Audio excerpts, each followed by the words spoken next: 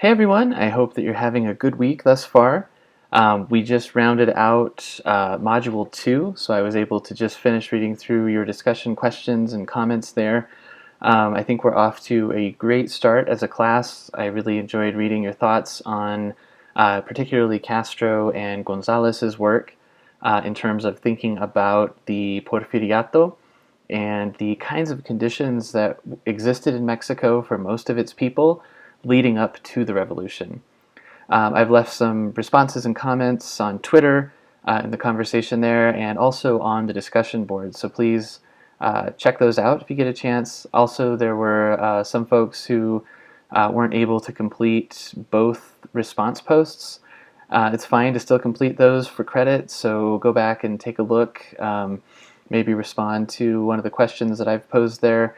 I also left some comments and links to more ideas about the historiography of the Mexican Revolution, because I really want us to think about not just the revolution and its events, but also the ways that the revolution has been studied and interpreted by historians and other scholars.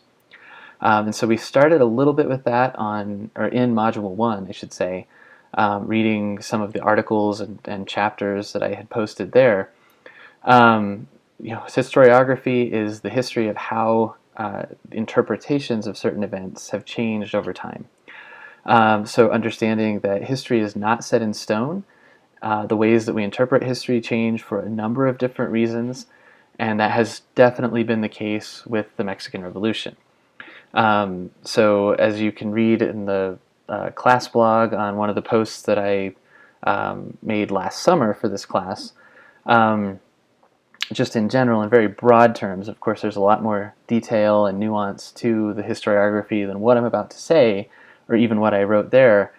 In broad terms, early historians and early analysts of the revolution, so thinking about the 1920s and 30s, thought of it as something that brought major social change to Mexico, that really changed the situation for most people, common folk, campesinos, workers, and so on, in the country.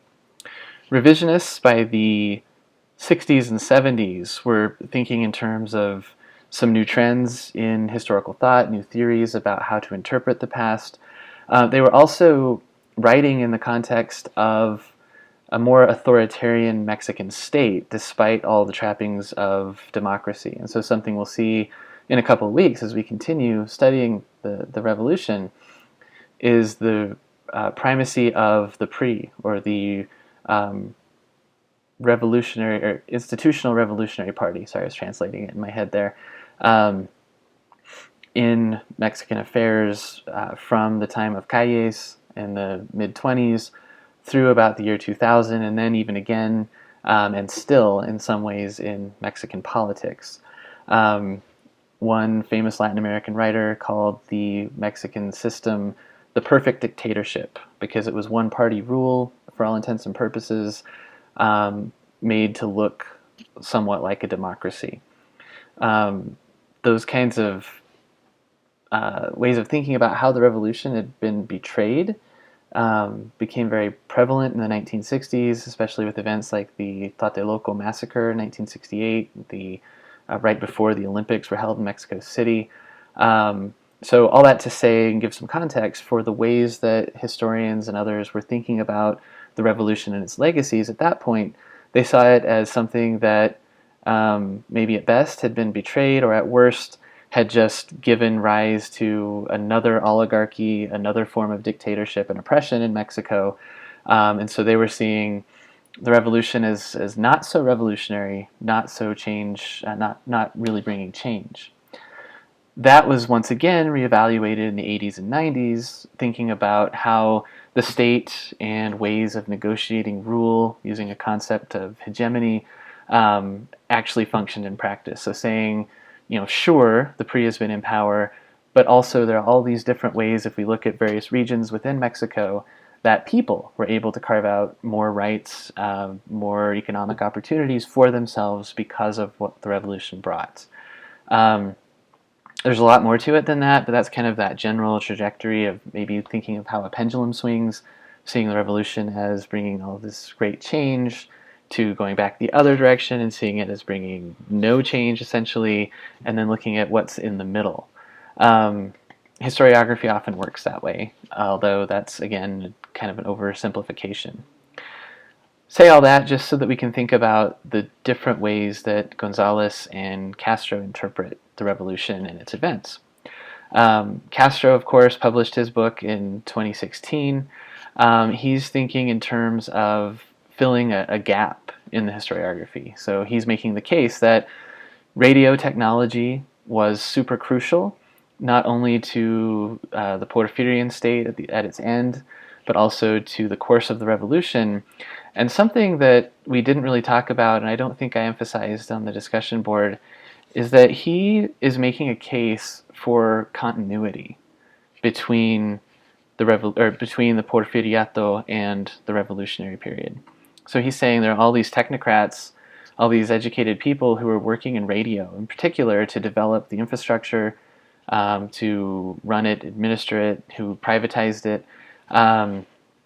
who ran the stations. These were the same people, is what he's saying. There's a lot of carryover between what was going on under Porfirio Diaz and revolutionary leaders thereafter in terms of radio.